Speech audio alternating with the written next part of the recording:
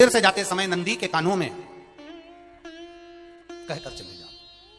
बैठिए बैठिए बैठिए। बहुत सुंदर प्रश्न है आपके, बहुत भाव से और आनंद से आपने करा, और जनमानस के कल्याण के प्रश्न है ये, केवल आपके लिए नहीं है, ये सबके लिए इतने जोरदार प्रश्न है। जो गलती भी करते होंगे तो उसको सुधार सकते। आपने कहा कि नंदी के कानों में कहना चाहिए। लोग हंसते हैं, कहते हैं बताओ वो नंदी के कानों में भगवान को कहना चाहिए। वैसे तो हम आपको एक बात बता दें कि दुनिया के लोग किसी दूसरे धर्म की कभी हंसी नहीं उड़ाते। दुनिया के लोगों को दूसरे का धर्म अच्छा लगता है। दुनिया के लोग सबसे ज्यादा हंसी उड़ाते हैं तो हमारे सनातन धर्म की ही उड़ाते हैं, और खुद उड़ाते हैं, दूसरा उड़ाने वाला नहीं होता। दूर के ढोल हमें समझ में आते हैं, उसका धर्म हमें समझ में आ गया, उनका क्या है ऐसा है, आओ कुछ नहीं, उनके धर्म में ऐसा है, कितना आनंद हमें दूसरे के धर्म में लग रहा है, और हमारा सनातन धर्म हमको बुरा लगता है। हमारे सनातन धर्म हमें बुरा लगने लगा। अरे भाई, लोग कहते हैं कि नंदी के कान में कहते हो, ये कोई हमारे पुराणों में या शास्त्रों में लिखा है? भगवती बहन साहू, आपको धन्यवाद देना चाहूंगा और एक बात कहना चाहूंगा। जितनी भी शिव महापुराण के अंतर्गत चाहे उपाय जो बताए जाते हैं कि बेलपत्री ऐसे चढ़ाना, काली मिर्च ऐसे चढ़ाना, चावल ऐसे चढ़ाना, धतूरा का क्या महत्व है, शमी के पत्ते का क्या महत्व है, बेलपत्री के पत्ते का क्या महत्व है, ये जितनी भी बातें बताई जाती हैं ये सब पुराण के अंतर्गत से बताई जाती है। अब दुनिया के लोग इसको चाहे टोटका कह दें, चाहे दुनिया के लोग इसे टोना कह दें, पर पुराण से हटकर कुछ नहीं। और आप लोगों को अगर बोला है कि नंदी के कान में कहकर भगवान शंकर के मन में बात पहुंचे, तो ये क्यों कहा, तो ये भी हमारी शिव महापुराण में लिखा है, जलंधर के चरित्र में। कोई आपसे कहे कि नंदी के कान में बोलने से क्या होता है, ये जलंधर का चरित्र कह रहा है। मां पार्वती जी का हस्त कमल पकड़कर जलंधर लेकर जाने लगा, वृंदा का पति लेकर जा रहा। वृंदा तो भगवान की भक्ति में लीन रहती थी, उसको तो जलंधर को सबसे ज्यादा तकलीफ थी नारायण से, पर शिव के पास आ गया क्योंकि ईर्षा प्रवृत्ति, अभी कथा में कहा कोई ऐसा होता है जिसको तुमसे बेर नहीं होता तो भी अंदर से ईर्षा जाग जाती है। कोई ऐसा होगा जिसको अंदर से ईर्षा जाग, अपने आप अंदर से ईर्षा जाग, उसका कोई बेर नहीं, ईर्षा जाग भीतर से ईर्षा जाग। ना आप उससे मिले हो, ना कभी वो आप उसके सामने बैठे हो। कई लोग किसी ना किसी की बुराई करते हैं तो हम लोग पूछ भी लेते हैं, क्यों साहब उनसे मिलकर आए हो क्या तुम? कभी नहीं मिल किया, कभी उनका सामना हुआ नहीं हुआ, तो फिर बुराई क्यों कर रहा? एक ने कर दी थी इसलिए हमारे ध्यान में था तो हमने भी कर दी। लो, वो कुआं में डूब के मरेगा तो तू भी मरेगा का? नंदी सामने बैठा है, गणेश जी को मालूम पड़ गया, कार्तिकेय को मालूम पड़ गया, मां पार्वती जी का हस्त कमल जलंधर ने पकड़ लिया और लेकर चला।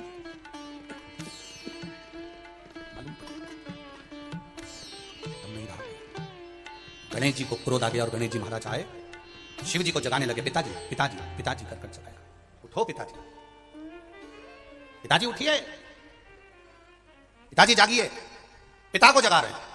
भगवान शंकर नहीं उठे, तब में लीन थे। क्या करें हम, जलंधर के पास में इतना बल है, इतना बल है, और पिता की आज्ञा नहीं होगी तो हम कैसे मार देंगे इसको? मारने को तो मार दें। मां ने आज्ञा करी थी कि जलंधर उसको तारकासुर को मार दो, तो कार्तिक ने तारकासुर को मार दिया। शिव जी की आज्ञा नहीं तो हम इसको कैसे मारें? क्या करें? सब कुछ गणेश जी ने देख लिया, शंकर जी के ऊपर बहुत बहुत बहुत बहुत प्रार्थना कर देख ली, पर शंकर जी नहीं जागे। तब आखिरी में विनायक ने, गणेश ने, जितने लोग आस्था चैनल पर कथा सुन रहे हैं, जितने लोग फेसबुक यूट्यूब पर कथा सुन रहे हैं, इस बात को याद रखना कि नंदी के कान में कहने से क्या होता है, वो ये इस कथा से सीख लेना। आखिरी में गणेश जी को लगा किसको कहूं, शंकर जी भी तप में है, नंदी भी तप में है, मैं किसको कहूं? शिव जी को कह के थक गया, पिताजी को बोल कर थक गया, पिताजी जागते हैं। अब मैं किसको कहूं ये बात, किससे कहूं? विनायक गए सीधे अब नंदी के पास में। नंदी भी तप में लीन थे, शंकर जी की ओर मुख था, शंकर जी की ओर मुख था।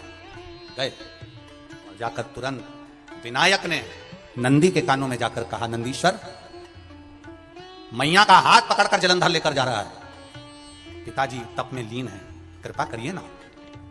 बस केवल नंदी के कान में कहा, गणेश जी दूर हट गए। नंदी के कान में कहा, शंकर जी के नेत्र खुल गए, शिव जी के नेत्र खुल गए। ध्यान देना जरा, इस शिव महापुराण की, आशुतोष शिव महापुराण की कथा, जो कथा यहां कही जा रही है, यह कथा पहले के चरित्रों में सुनने को नहीं मिली होगी। जरा ध्यान देना इस संवाद पर। जितने लोग आस्था चैनल पर, जितने फेसबुक यूट्यूब पर सुन रहे हैं, सनातन धर्म की हंसी उड़ाने वाले कह देते हैं नंदी के कान में कहने से क्या होता है, नंदी के सामने जाकर बोलने से क्या होता है, नंदी के पास बैठकर बोलने से क्या होता है, नंदी के पास बैठकर शंकर जी का मात्र दीदार करने से क्या होता है, दर्शन करने से क्या होता है। वो अच्छे से समझ लेना, जो लोग सनातन धर्म पर उंगलियां उठाते हैं, वो अच्छे से समझ ले इस बात। क्या होता है? नंदी तप में लीन, शिवजी तप में लीन, शिव नहीं उठ रहे। विनायक ने नंदी के कानों में जाकर कर दिया, नंदी के कान में जाकर कहा, नंदी के नेत्र नहीं खुले। नेत्र किसके खुले? जम के बोलो, महादेव के खुले, शिवजी के खुले। ये मन का तार। नंदी शंकर की आराधना कर रहे थे, शिव अपनी भक्ति में डूबे थे। यहां कहा, यहां पहुंचा, जो दिल में था उस तक बात पहुंच गई। नंदी के दिल में शिव थे, तुम कहे, नंदी ने शंकर तक बात पहुंचा दी। वो सूत्र जो बंधा था दिल से दिल तक का, वो पहुंच गया। वो सूत्र जो दिल से दिल तक बंधा हुआ था, मन से बंधा हुआ था, खबर वहां तक पहुंच गई, खबर पहुंच गई। लुटाइए, ये मौका मिला है आनंद का, दिल से प्रेम लुटाओ। नंदी से कहा, नंदी ने देवादिदेव महादेव से नहीं कहा, केवल नंदी आंख बंद कर बैठे थे। कहते से ही भगवान गणेश के शब्द शिवजी तक पहुंच गए। शिवजी के नेत्र खुल गए और उन्होंने जलंधर के पास पहुंचकर पार्वती जी का हस्त कमल छुड़वाया। जरा विचार करिएगा, आप नंदी से कहते हो, मेरे महादेव तक बात पहुंच जाती है। आपको केवल नंदी से प्रेम से कहना है, नंदीश्वर मेरे बाबा, ए मेरे बाबा, आप रोज शिवजी को लेकर भ्रमण पर निकलते हो, मुझे बहुत दुख है, आप मेरे दुख को मिटाने के लिए मेरे दरवाजे पर क्यों नहीं आते? नंदीश्वर से कहा, शिवजी तक बात पहुंच जाएगी, शंकर के नेत्र आपके लिए खुल जाएंगे और महादेव आपके यहां खड़ा मिलेगा। मेरा महादेव आपके पास में खड़ा मिलेगा। आशुतोष महापुराण की कथा कहती है, लोग कहते हैं नंदी को कहने से क्या होता है, ये शिव का पुराण कह रही है। कहा, वहां तक पहुंचा, दिल से दिल का।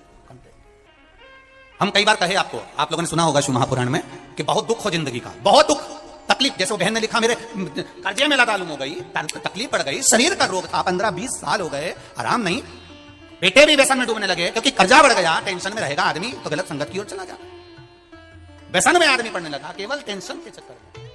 और आखिरी में हुआ क्या, शिव तत्व को जाना। आपसे भी निवेदन है, जब दुख की घड़ी अपार हो, समस्या बड़ी हो, बहुत तकलीफ हो, बहुत कष्ट हो, एक लोटा जल जब महादेव को चढ़ाने के लिए जाओ, चढ़ाकर 2 क्षण मंदिर के अंदर नंदी के पास 2 क्षण बैठकर मेरे महादेव को निहारना, अपने दिल की बात उसके पास में बैठकर नहीं भी कहोगे ना, तो नंदी के पास मात्र बैठ भी गए, उस नंदीश्वर के पास मात्र बैठ गए, तो वो तुम्हारे दिल की बात समझ जाएगा। तकलीफ पड़ गई ना, कोई बात नहीं, दवाई खाओ, डॉक्टर को दिखाओ, पर एक बार उस जल को शिवजी पर चढ़ाओ। चढ़ाकर जल लेकर जब घर जा रहे हो, 2 क्षण मेरे नंदीश्वर के पास में बैठ जाओ, नी भी कुछ कहना है मत कहो, एक बार उसके करीब में बैठकर दिल से मन से मेरे महादेव से जो कहना चाहती हो, बस मन में भी धर लिया, तो मेरे नंदी ने सुनकर वो महादेव से कह दिया, दुनिया का सबसे ज्यादा तप करने वाला, समाधि में लगने वाला, साधना करने वाला, व्रत करने वाला, उपवास करने वाला, तप साधना में लीन होने वाला कोई है तो वो नंदीश्वर है, जो शिवजी के सामने बैठकर उनके सामने हमेशा सामने मुख कर तप में लीन रहे। कितने लोग हैं जो भगवान नंदी के कानों में कुछ लेकर आते हैं? बोले हो कभी? सीधे बोल देते हो क्या जाकर? नंदी के कानों में कहने का भी एक तरीका है, आप लोगों को मालूम होगा वो तरीका? नहीं मालूम? बेलपत्री की जो डंडी रहती है ना, बीच का जो भाग है, ध्यान दीजिए जरा सा, ये बीच की जो डंडी है, फिर से देखिए, बेलपत्री के 2 पत्ते और उसके पास में जो बीच की जो डंडी का भाग, पास में जो बीच की जो डंडी का भाग है, दिख रहा है आप लोगों को? ये 2 डंडी, ये बीच की 2 पत्ती, उसके बीच में जो 2 डंडी का भाग, आप लोगों को मालूम होगा वो तरीका? नहीं मालूम?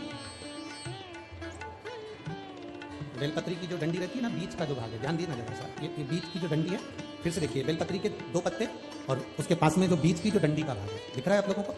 ये 2 डंडी, ये बीच की 2 पत्ती, उसके बीच में जो 2 डंडी का भाग होता है। जब हम देवादिदेव महादेव से कोई बात कहने वाले होते हैं ना कि बाबा बहुत दुखी हूँ, बाबा बहुत तकलीफ चल रही है, बाबा मैंने कंपटीशन एग्जाम में परीक्षा दी है, बाबा मेरे जीवन में ये तकलीफ हो रही है, बाबा, तब इस बेलपत्री की जो ये डंडी होती है, इस उंगली से, इस अंगूठे से इस डंडी को पकड़ा जाता है और बाबा के कर्ण में कहने से पहले ये हाथ को नंदी के ऊपर रखकर फिर हम बाबा के नंदी के कानों में कहते हैं और चलते समय इस बेलपत्र को अशोक सुंदरी की जगह पर चढ़ाकर वापिस आ जाते हैं। देवादिदेव महादेव को पार्वती की बात मानना ही पड़ती है और वो कहना ही पड़ता है। ये बेलपत्र की महत्व,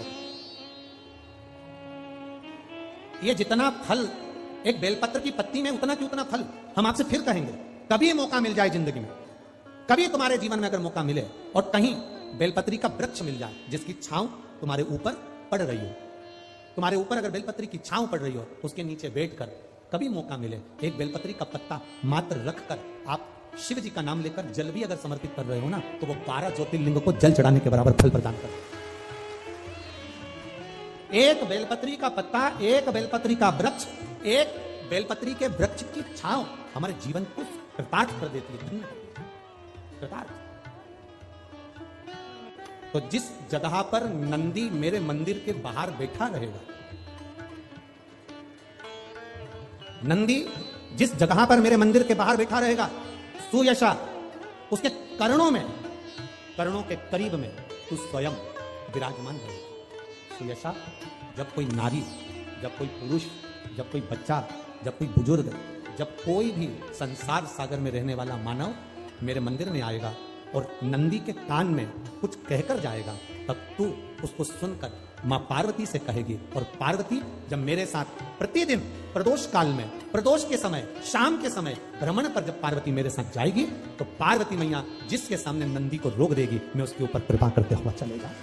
ये हमारा भाव शिव महापुराण की कथा है। तो शंकर जी के मंदिर जाते हैं तो आप जब वापिस लौट कर आते हैं तो नंदी के कान में,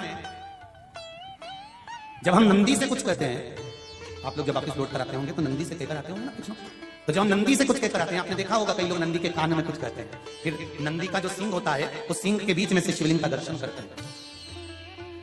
तो नंदी को जब कोई बात कही जाती है, नंदी से जब कुछ कहा जाता है कि हमारी बात शिव जी तक पहुंचाना, तो उसमें सबसे पहला अगर नाद करा जाता है नंदी के कानों में, तो ओम का नाद करा जाता है।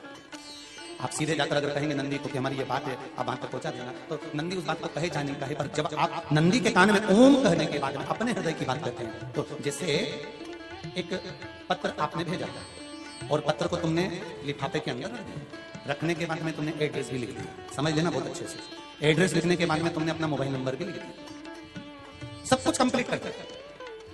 अब इस लिफाफे को तुमको भोपाल भेजना है सागर से, और तुमने ले जाकर इस लिफाफे को डाकघर के डब्बे में डाल दिया।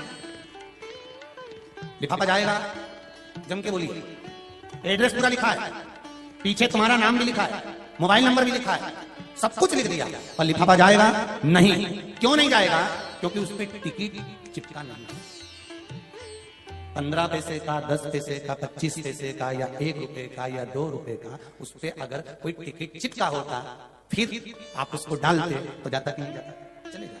ये ओम सनातन धर्म के अंतर्गत जितने भी मंत्र होते हैं, जितने ब्राह्मण मंत्र का उच्चारण करते हैं, जितने ब्राह्मण मंत्र पढ़ते हैं और मंत्र का उच्चारण करते हैं, उसमें ओम का नाद क्यों करते हैं?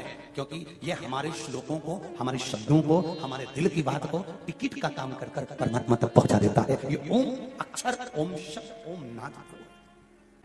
कभी कभी बेलपत्र देखना, जब बेलपत्र आप समर्पित करते हैं तो ऊपर वाली जो पत्ती होती है उस पर ओम लिखते हो। किसी किसी को लिखते हुए देखा होगा, चंदन से, पीले चंदन से, लाल चंदन से।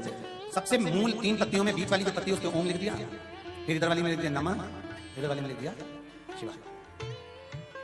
कभी आपने देखा कि इधर वाली पत्ती में ओम लिखा हो, इधर में नमः लिख दिया हो, इधर में शिवाय लिख दिया? नहीं, लिखने वाला लिखेगा क्योंकि जो विद्वान होता है, चतुर होता है, जिसमें विद्वत्ता होती है, वो सबसे ऊपर वाली पत्ती में ही ओम लिखेगा, क्योंकि उसको मालूम है ये ब्रह्मा है, ये विष्णु है और ऊपर शिव है। इन दोनों का समावेश ओम में है, इसलिए वो सबसे पहली पत्ती में ओम ही लिखता है।